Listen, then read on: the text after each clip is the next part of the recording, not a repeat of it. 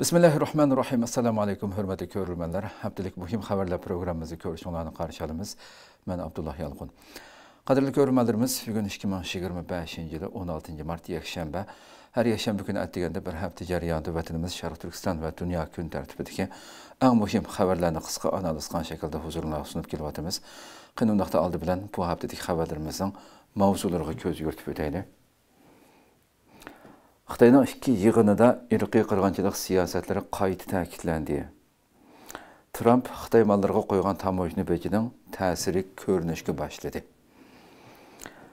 Uyg'urlar haqida Xitoyga uchur yetkazish bilan ayblangan gumondorlarga hukm e'lon qilindi. Xitoy Beijingda ochilgan yig'inda Sharq Turkiston haqidagi savollarga duch keldi. Amerika Avam palatasi Xitoyga qarshi ikki turli qonun loyihasi ma'qulladi. Ve Xitoy Sharq Turkistonda bu yilmi ro'za tutishni qattiq chekladi. Türkiye Sud Mahkemesi ikki Uyg'urni Xitoyga o'tkazib berish qarori chiqargan. Mavzuliq xabarlarimiz bo'ldi. Qanundaqda birinchi xabardan boshlab ko'rib o'taylik. Xitoyning ikki yig'inida irqiy qirg'inchilik siyosatlari qayta ta'kidlandi. Qadrli ko'ruvchilarimiz, albatta bu nomussiz tajovuzchilar barlıq meyli vətən içində aşqan yığınlarda bolsun, meyli mərkəzi Beijingdə aşqan yığınlarda bolsun. Bu yerdəki, vətəndəki, Şərq Türkistandakı bastırış siyasəti, irqi qırğınçılıq siyasətini qılçı boşaşdırmasdan gün sirif vəhşiləşkən şəkildə icra qılıbatqanlığını əlbəttə görüb turuyatımız siyasətlərimiz şu şəkildə davam qılıbatıdır. Bu qətim Beijingdə eçilivatqan, Beijingdə eçilgan ikki yığın Xitoyniki 14-cü növbətlik atalmış Xitoy Xalq Qurultayıda Şərq Türkistanda icra qılınıbatqan irqi qırğınçılıq siyasətləri yəni oxşar şəkildə qayta təkidləndi. Bu yığın 14-cü növbətlik Xitoy Xalq Qurultayı 3-cü yığınığa vətənimizin əlbəttə Xitoyniki cəllatları Maşonri başçılıqda mənə aldığı səhnədə numussuzlarca bu təcavüzçülər səhnənin ən aldığa Maşonrinin yeniğa bizdən bolğan qorçaq 3 əməldarını 3-4-ün tizvaldıda xuddi bu tupraqni muşular başqırıb atqandaq dünyağa bundaq bu dərəcədə yalğançılıq, köz boyamçılıq. Kaşki xalqımız Şərq Türkistanın içindəki nəminədən eqib gələn Xitoy аққолlarının sani bizning sanımızın nəticəsi tövən bolsa, xudda ən başqa çıxırıb qoyğandaq Uyğurlarının sani köp bir bolğan bolsa kaşki yəni. Səhnənin aldığı bundan çıxırıb qoyğandaq bu yəni Uyğurlar başqırıb atqan atalmış avtonom rayon, Uyğur avtonom rayon. Bunun qımı bir əməl qıladığan bolsa kaşki amma lakin ən səhnənin aldığı bularını çıxırıb qoyub durub bu yerdə bütün həm nüfus cəhətdən, həm bütün qılıyatqan siyasətlərdə bütünlüy bastırış, yox qilish, assimilasiya qilish siyasəti ən güclü şəkildə icra qılınıbatıdır. Mana bu Maşonrinin yanında Şöhrət Zakir, Erkin Dünya, Zümrət Obul qatarlıq qorçaq əməldarlarını aldığı çıxırıb qoyub bular arqılıq özünün bu bədbəşir siyasətini aqlaydı. Həmməsi ayrım söz qılğan bular. Yenə şu oxşaş sözlərinin həmmimiz hövüb ketken sözler atılmış bu Şinjan'da Cumhuriyet Milleti ortak gövdesi yanı müstehkemleş hizmetinin asasi liniyasını yani küçeytişimiz gerek. Partiyanın yeni devirdikişini. Hiç kaçan zerikmedi bunu mutsuzlar. Biz gündelik haberimizi tefsilat verdik. İnsan bunu tilge eleştim mi, bunu qaraşdım mı, köngül eleştirildi bu sözlerden. Oxşaş ibarələr təkidlenip yani şu bastırış irqi qırğınçılıq siyasətinin davamlıq icra qılındığanlığı təkidləndi bu yerdə. Yığında oturuq qoyulğan dokumentdə yeni bir yılda atalmış Cumhuriyet Milleti ortak gövdəsi quruluşuna asasi liniya qilish, atalmış muqimliqni qoğdaşını daimlaşdırış qatarlıq terror ibarələrimi alayı təkidləngan. Demək bu xəbərlərdən, bu sözlərin həmməsindən Xitayның bunun kimi yəni Şərq Türkistanda vətənimizdə oxşaş bastırış siyasətini davamlıq şəkildə izchil icra qılındığanlığının şəbsi ikənligini kuzatuvchilar bu şəkildə analiz qildi bu xabar haqida. Demək Xitoy mushunchavala jinoyatlarni icra qiladi. O'xshash vaqtda bütün dünyadan bo'layotgan besim, har xil dokulat, Xitoyga qilingan chaqiriqlar hammasini butunlay inkor qilib kelyapti hozirgacha. Turli yig'in va dokulatlarda irqiy qirg'inchilikning davomlashadiganligiga hammamiz ko'rib turyapmiz. Albatta zaman vaqt ko'rsatdi bundan keyin. Xo'sh, yana bir xabarimizga kelsak, Trump Xitoy mallarga qo'ygan tamojna bejining ta'siri ko'rilishga boshladi. Albatta bu masala davomli kun tartibida turayotgan masalalarning biri. Bundan keyin texnik yuksalgan holda davomlashishi mumkin. Xitoy chiqan farqitim jazo ustiga kelgan vaqtida o'zicha men javob qaytardim degan shaklda o'zicha javob qaytaradi, ammo uning ta'siri qanday bo'ldi buni ko'ramiz albatta. Trumpning Xitoy mallariga qo'ygan qo'shimcha tamojna beji ta'sirini ko'rsatishga boshlagan bo'lib, bu yil Xitoyning dastlabki 2 oylik importi va eksporti ko'rinarli tövalligan. Amerika ovozining 8-martda bergan xabarda bu yilning dastlabki 2 oyida Xitoyning import miqdori kutilmagan darajada tövallashga boshlaganligi, eksport miqdori mo'ljaldagiga yetmaganligi tilga olingan. Xitoyning sonliq ma'lumotlarida ko'rsatilishicha, oldingi 2 oyda import-eksport umumiy qiymati 6,54 trillion yuan bo'lib, oldingi 2 yildagi o'xshash mazgilga selishtirganda 1,2% tövalligan. Xitoyning sonliq ma'lumotlaridagi raqam bu. Buning ichida eksport 3,88 trillion yuan bo'lib, 3,4% oshgan. Import 2,66 trillion yuan bo'lib, 7,3% tövalligan. Amerika dollari bilan hisoblaganda import eksport 2,4% tövalligan. Buning ichida eksport 2,3% oshgan bo'lib, import 8,4% tövalligan. Trump tunji qatimliq prezidentlik mazgilida oldi bilan Xitoyga qarshi birinchi qatimliq boj urushi qo'zg'alganligini hammamiz bilamiz. Xitoyning net 100 milliard dollar qimmatidagi import mahsulotlariga zo'r miqdorda tamojna beji qo'ygandi, hammamizga ma'lum bo'lgandek. Bu yil birinchi oyda Oqsaroyga qaytib kelgan Trump darhol barliq Xitoy mallarining tamojna bejini 10% o'stirganligini e'lon qildi. Buni albatta sunduq huzuringizga. 3-chi oyning 5-ida bo'lsa, u yana Xitoyga qo'yilgan bojni qo'shimcha yana 10% qo'shib 20% ga chiqargan bo'lgan.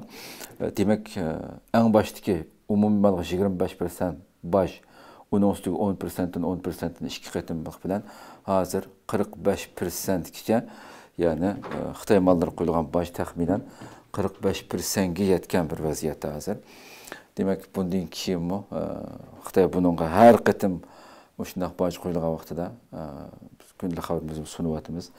Chiqanishib qilmagani qolmay Amerikaning ba'zi shirkatlarga nimalarga jazo berdik deb e'lon qildi, uni sunduq huzuringizga. Demak, bu shaklda bu jadal davomlashyapti. Buning ta'sirini oldimizgi kunlarda texnik ko'rdigandek turibmiz. Xo'sh, qani yana bir xabarimiz kelsak, Uyg'urlar haqida Xitoyga uchur yetkazish bilan ayblangan gumondorlarga hukm e'lon qilindi. Albatta qadrli ko'rmalarimiz, bu xabar o'z vaqtida shu Turkiyada bu ish bo'lgandan keyin Turkiyadagi bexatarlik tarmoqlari bularni tutish xabarlarimiz tafsilot berdik shu vaqtida. Turkiyaning xabarlaridan chiqqandi. Bütün Uyg'urlarimizni sarosimiga solgan, nihoyatda g'azablantirgan bir vaqalikdi bu hamda. Shuncha vala bir ezilayotgan bir xalqning Turkiyadagi bir o'rinda hali ham bu tajovuzchilarga xizmat qilayotgan bizning millatning ichidan chiqqan bu maxluqlarningki bütün xalqimiz, dunyoning har qaysi joylardagi xalqimiz la'natlagan, achchiqlagan g'azabini bildirgan hamda. Bu albatta sotlanish jarayoni, so'roq qilinish jarayoni, nurg'un ishlar pat-pat ancha-muncha xabari chiqib turgan bo'ldi. Bu qaytamamda rasmiy shaklda hukm e'lon qilinganlar, hukm e'lon qilinib, qo'yilganlar, aqlanganlar, aqlinib degandek oxirgi natija e'lon qilingan bo'ldi. Turkiya Ig'ir jinoiy ishlar sud mahkamasi oldingi yil Turkiyadagi Uyg'urlar haqidagi uchurlarni Xitoyga yetkazganlik gumoni bilan tekshirilgan Samat Asıl Türk, Sadiq Mehmet Aziz, Habibullah Ürümçi, Haşim Sabitoğlu, Abdullah Nasir, Qari İlyas, Nurahmet Ömeroğlu qatarlıq 7 cinayet gumandarı haqqında hüküm e'lon qildi. Hükümde bildirilishicha, gumandar Sadiq Mehmet Aziz bu. Başdan tortib eng çoğun cinayetçi deb qarılıb kelyatqan Sadiq Məhəmmədəzizning dövlətning məxfi uçurlarını siyasi yoki hərbi casusluq məqsədi təminləş cinayəti isbatlanğan bo'lib, Türkiyə Cinayət İşləri Qanununing aloqador moddellərində ko'rsatilgan jinoyat o'tkazish shakli, jarayoni, qasddanligi, keltirgan xatarning ig'irligi nazarda tutilib, 15 yillik qamoq jazosiga hukm qilingan. Sadiq Məhəmmədəzizning jinoiy jazosiga qarata jinoyatning ijtimoiy ta'sirlari, sud jarayonidagi ifodasi qatorliqlar ko'zda tutilib, 5237 nomerlik Türkiyə Cinayət İşləri Qanununing aloqador moddellari bo'yicha belgilengen cezanın 6'dan bir kısmı qisqartılıp, əməli icra qılındığan qamaq cezası 12 yıl 6 ay qılıb bekitilgan. Bunun şitügüdü. Sadiq Məhəmmədəziz bilan birgə tekşürilген cinayet kumandarlarından, hem de yuqorida ism tilg'ilinib o'tilgan Habibullah Ürümçi, Haşim Sabitoğlu, Abdullah Nasır, Qari İlyas, Nurahmet Ömeroğlu ve Samet Asıltürk qatarlıq 6 kişi günahsız deb qo'yib berilgan. Bu qatim qisotda. Hükümde bildirilishicha günahsız deb qo'yib berilgan 6 kişi gerçi devletning maxfiy uchurlarini siyosiy yoki harbiy josusluq maqsadida Xitoyga ta'minlash jinoyat bilan ayblangan bo'lsa-mu, biroq taftish mahkamasi mazkur kishilarga qartilgan josusluq haqidagi gumonlarni tekshirish orqali isbotlay olmagan degan shaklda şu hükümnamada bulat ilgilindi. Mazkur şəxslər haqqında yo'l qo'yilgan adliya nazarati tədbirləri əməldən qaldırılgan bo'lib, yəni bu aqlanğan şəxslər haqqındakı aqlanıb çıxan kişilərdən advokat sərf qılğan çıxımları üçün hər bir kişiyə 48 min lira qaytarıb berishga hüküm qılınğan. Hükümün axırında aqlanıb çıxıcılarning ham bu nuqtama bildirilgan ularga agar da aqlanıb çıxıcılar nazarband ostida turgan vaqtlar üçün to'lam talab qilsa bo'ldiganligimi ularning har biriga ayrim yetkazilganligi bu tafsili hükümde bu mu bildirilgan. Demek bu şekilde neticelengen bo'ldi hamda. Xo'sh, yana bir xabarimiz kelsak, Xitoy Beyjingda ochilgan yig'inda Sharq Turkiston haqidagi savollarga duch keldi. Qadrli ko'ruvchilarimiz, Xitoy hiylagarlikda, tulkilikda, dunyoda aldamchilikda buning oldiga o'tilgan tajovuzchilarning yo'qligini bilamiz. Xuddi bu qatim Beyjingda erkin dünyanın başka devletlerde her qandaq kişinin suallarına cevap veradigan bir sistema, bir rejim badek ve tuyğu beriş için özdürürken bütün chet ellik ve Xitoy muxbirlarına ochiq echib etgan shaklda yig'in ochdi hamda. Hammasi ko'z bo'yamchilikning bir qismida hamda. Bu yig'inda hamda mushada mushu yig'in yuqorida birinci xabarda sunduq hamda. Bu yerdeki tilgaylanğan bütün səfsətlər, insanın hüququnu keltirdigan səfsətlərdən keyin bu yerdeki xalqaralıq muxbirlarning suallarına duch keldi. Atalmış Uyğur Abdumraylık Partiya Komitetining sekretari Ma Xiongray o'xshashlam Xitoy Sharq Turkistonda ijro qilayotgan irqiy qirg'inchilik jinoyatining qonuniy asos qilayotgan iboralarni takrorlab, chunki shuningga asoslanib turib icra kılıvatı da bu cinayetlerini. Biz Cumhuriyet milleti ortak gavzisi yanında müstehkemleşini, milletler rayondaki türlük hizmetlerinin asasi liniyası kılışını eniq, muqim icra kıldık diyen səfsətini satdı bulağımdı. Bunu car saldı. Maşonlu yana burunqudaklı Xitoyning irqiy qirg'inchilik jinoyatini mayli Maşonlu bo'lsin, Beyjingdagi eng cho'ng kattıbaşları bo'lsin, Tashqi ishlar ministrligining bayonotchilar bo'lsin, hammasi o'xshash narsani valaqlaydi. Nima? Amerika, G'arb bizni ko'rolmadi, Xitoyni ko'rolmayotdi, uni qilyapti, buni qilyapti. Bu maxluqni o'xshashlar, nima deydi? Amerika va boshqa G'arb ellariga döngash orqali o'zining qilayotgan jinoyatlarini inkor qilib, Amerika qatorli G'arb davlatlaridagi Xitoyga qarshi kuchlar kishilik huquq, millat, dinni dastak qilib, Pakistonni burmalab, Xinjiangga bo'xton chaplab, Xitoy korxonalarini yomon g'arazda chekladi. Ularning maqsadi Xinjiangni namrat orqada qolgan holatga qaytarish, to'sqinlik qilish maqsadida o'tirib qo'ygan majburiy emgak mavjud emas, irqiy qirg'inchilik mavjud emas. Men har qaysi muxbir do'stlarning Xinjiangga berib ziyorat qilishini qarshi olaman. Wang Yi degan tashqi ishlar ministridan tortib, hammasi shunday deydi. Butun dunyo nega bo'lsa bunday bir savol kelib qolsa, biz muxbir do'stlarniki bizning qishimizga kelish Xinjiangga berib o'z ko'zinglar bilan ko'ringlar deydi. Nomussizlarcha.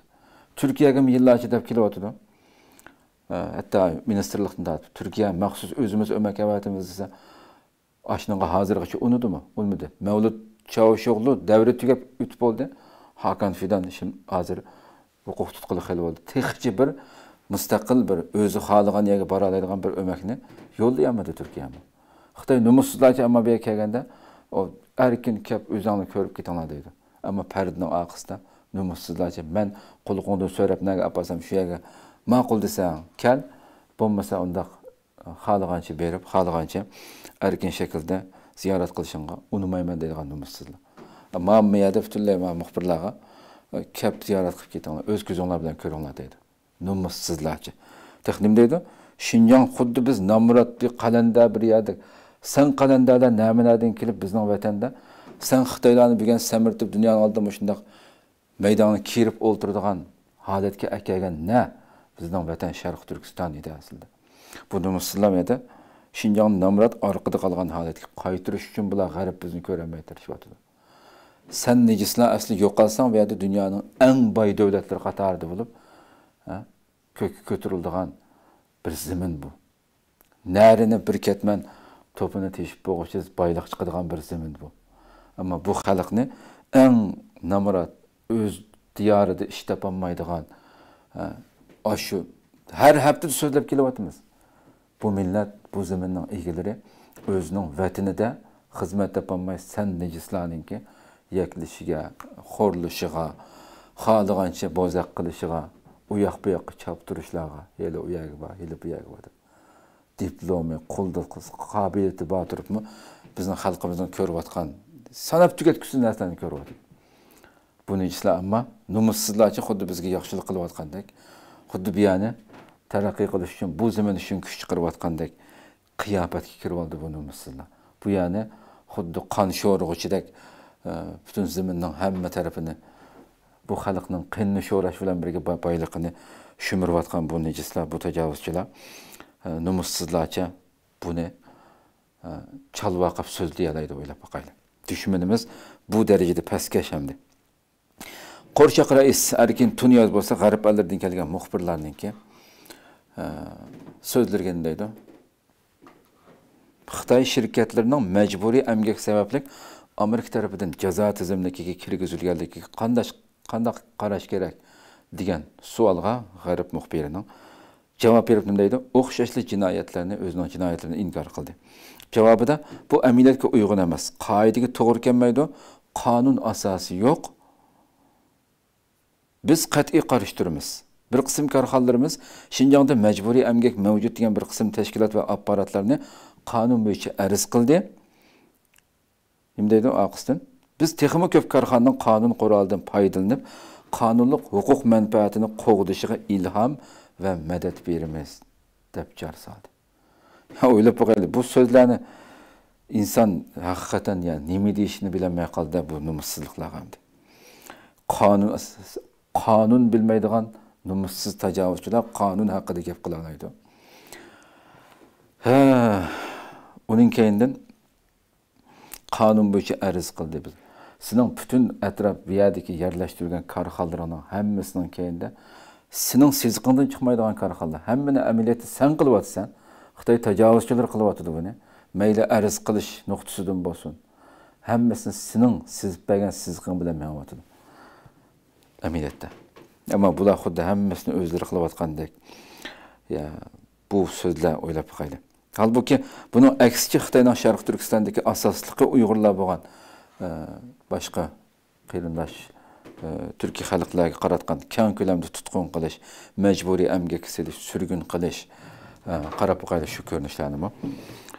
Majburiy tug'mas qilish, assimilyatsiya qilish, til yoziqni cheklash qatorliq sansızlığın irqiy qirg'inchilik jinoyatlari, xalqaro inson huquqlari tashkilotlari, nupuzluq tadqiqot organlari tarafidan hatto shohidlar bu jinoyatga bevosita shohid bo'lgan.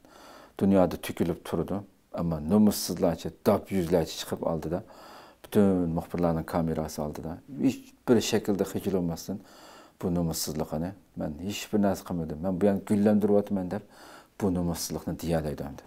Yer sharida dabshaqlikning eng pallisini, yani dabshaqlarning eng cho'ng katta boshlari deydi. Bütün dunyoda dabshaqlikni o'rganmoqchi bo'lsa, mushu yuzlardan o'rganish kerak-da. Qarab qo'yaylik. bir-biridan dapşaq chiroy. Yani bir-biridan pastkaşlikda buning uchiga chiqib, buning oldiga o'ta oladigan maxluqlar yo'q hamdi. Azroq olsun xijil bo'lish kerak aslida inson bo'lsa. Ammo bularda yo'q bu narsa. Aşuncuvala qon sho'rab turib, aşuncuvala jinoyatlarni ishlab turib, azroq olsun tamtirmaydi. Aşuncuvala kamerani oldida.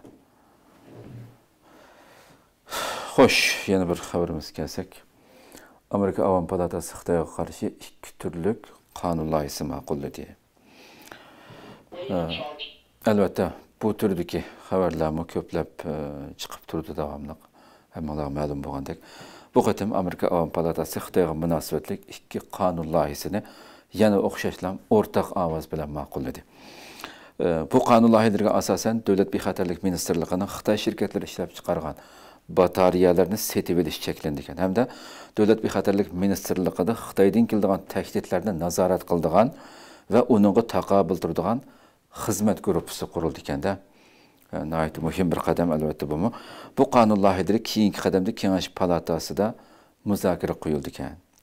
Amerika ovozining xabarida berildi bu xabar. Amerika Avam palatasi 10 mart ovoz berish orqali hech qanday qarshiliksiz holda amaliyotda ikki partiya bir-biriga muxolif bo'lgandan keyin nurg'un masalalarda bir-birisining ovozi bir-birisini qo'llamaydi nurg'un masalalarda. Ammo har doim Xitoyga bo'lgan, Xitoyning beshamligi, mushnusiz siyosatlari kelgan vaqtida har ikkilisi bir-birisiga raqib bo'lsa-mu, bu masalalarda davomli holatda asosiy jihatdan %99% desak ham bo'ladigan darajada ovoz berib o'tyotgan hozirgacha. Hech qanday qarshiliksiz holda HR 1166 nomerlik chet el raqiblarining batareyasiga beqinishdan qutulish qonunini ma'qullagan. Amerika Cumhuriyetçiler Partiyasining parlament a'zosi Carlos Jimenez palatada ovoz berishdan burun qilgan so'zida biz batareya texnikasiga texmi bak tayindigan bo'lg'achqa bu batareyalarning dushman davlatlardan kelmaganligini jazmlashtirishimiz kerak degan Carlos.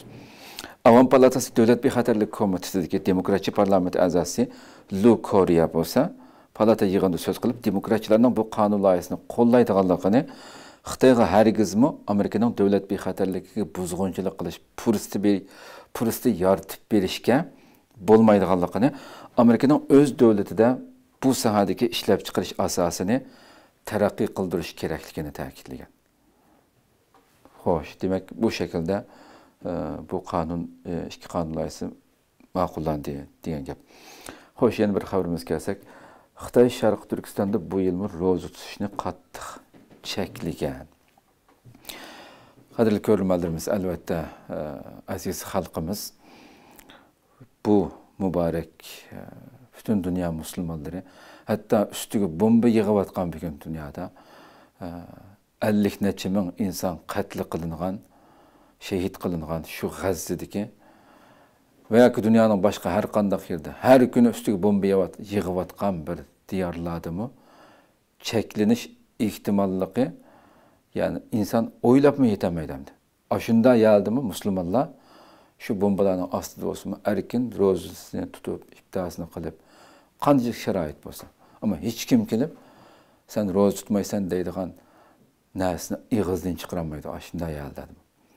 Ammo bizning bu vatanimizda yillar bo'ldi, bu yil qilmaslar emas qo'yamdi. Yillardan buyon shakllanayotgandek, bu yilmi o'xshashlan bu xalqimiz, hattoki shu keyingi 5-6 yilda eng vahshiy shaklda tortayotganligini hammamiz bilib turibmiz qo'yamdi. Bu dafsandichiliklar hamda inson tasavvur qilg'usiz darajadagi bostirish o'ylab boqaylik.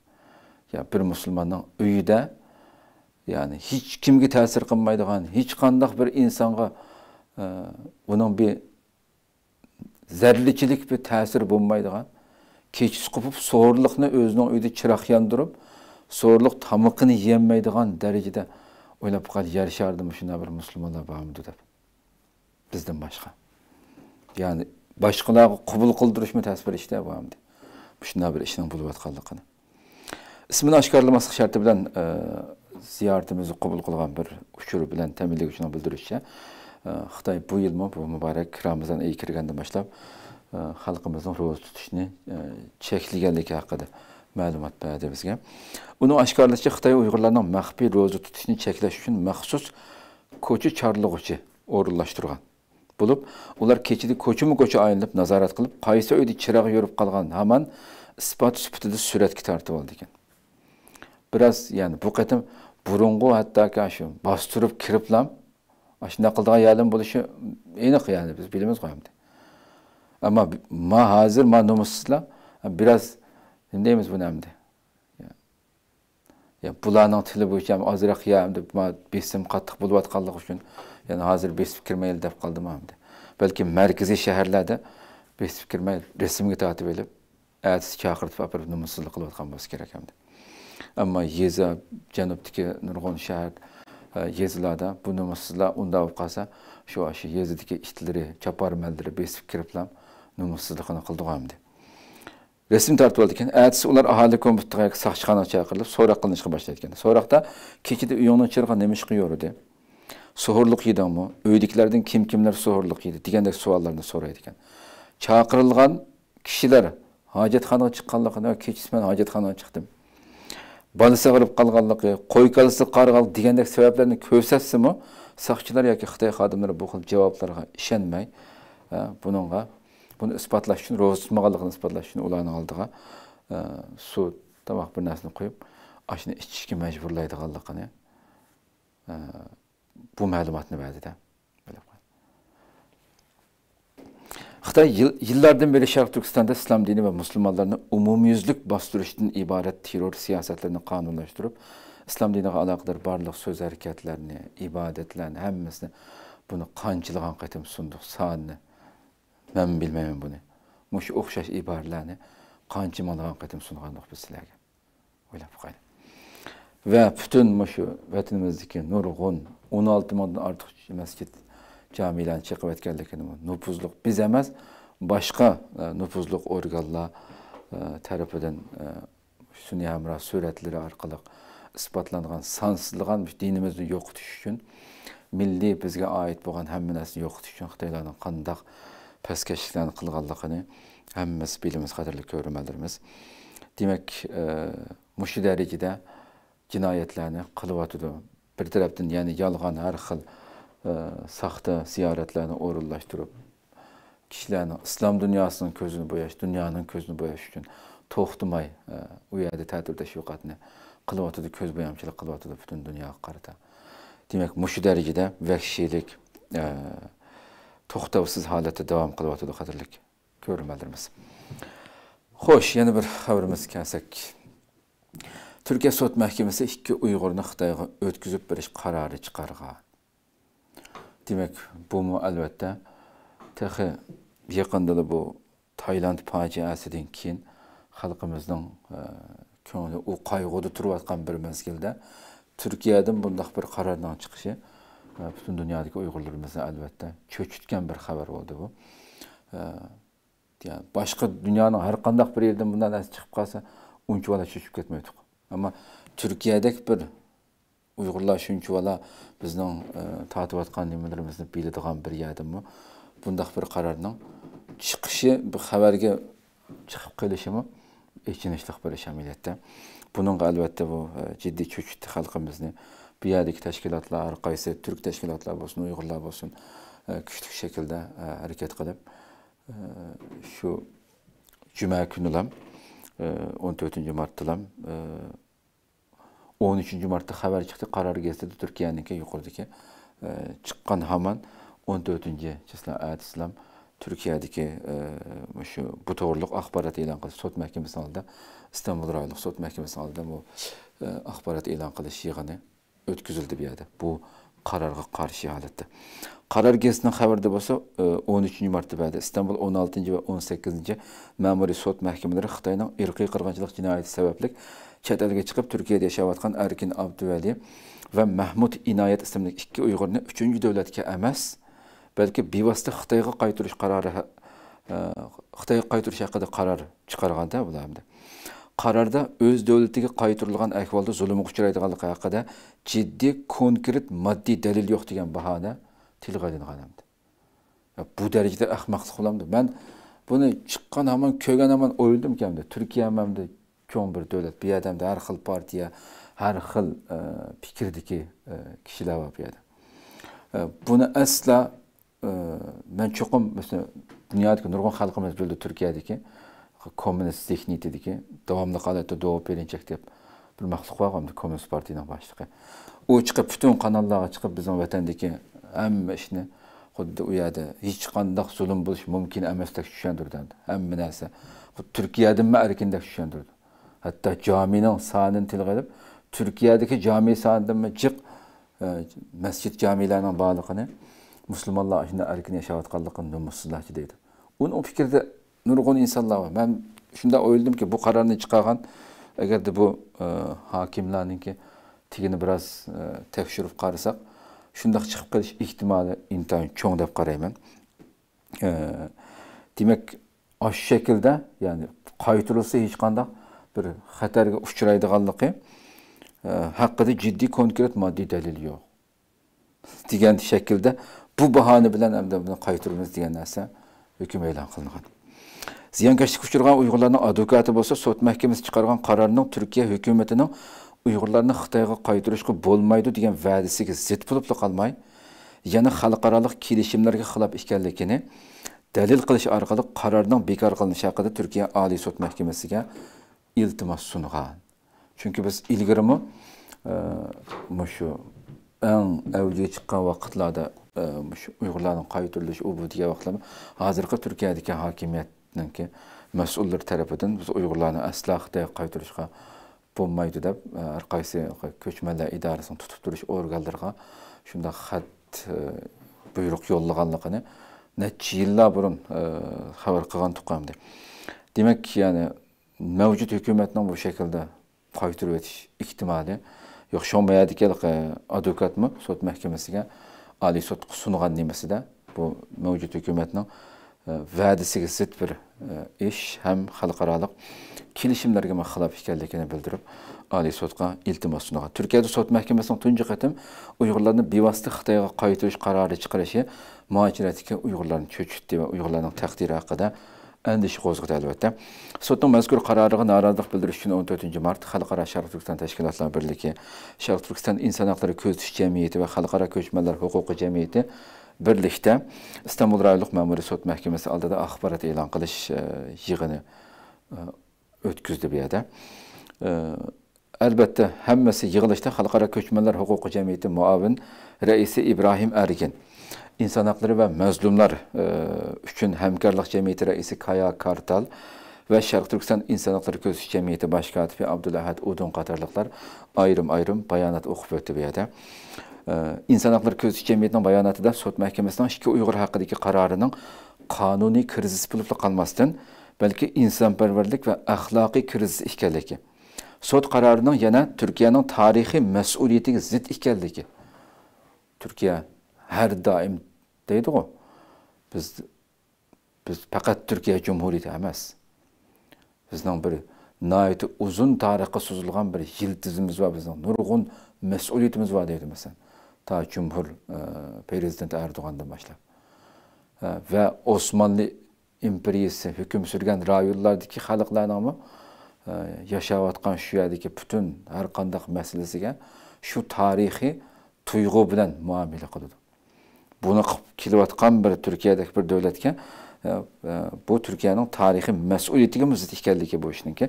Sharq Turkistonda davomlashayotgan irqiy qirg'inchilik haqida xalqaro tashkilotlarning ko'plagan nupuzli dokumentlarni e'lon qilganligi ta'kidlandi bu bayonotda. Hamda Türkiye Cumhuriyeti ve onun adliye organları xalqaro qonun ve insonparvarlik doirasida harakat qilishga chaqirildi. Bu axborot e'lon qilish yig'ilishida. Demek, qadrli ko'ruvchilarimiz, bu haftadagi xabarlarimiz bulardan ibaret. Elbette bunun kimi amalga oshmasligini umid qilamiz. Amalga ehtimolimi bor deb qaramaymiz. İnşallah bundaq bir fojia yuz bermas bu yerda.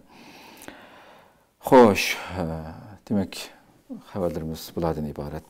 Allah ömür verse. Atiki kundalik xabarimizda hafta oxirida haftalik xabarimizni ko'rishgacha omon bo'linglar. Assalomu alaykum va rahmatullohi taala va barakatuh.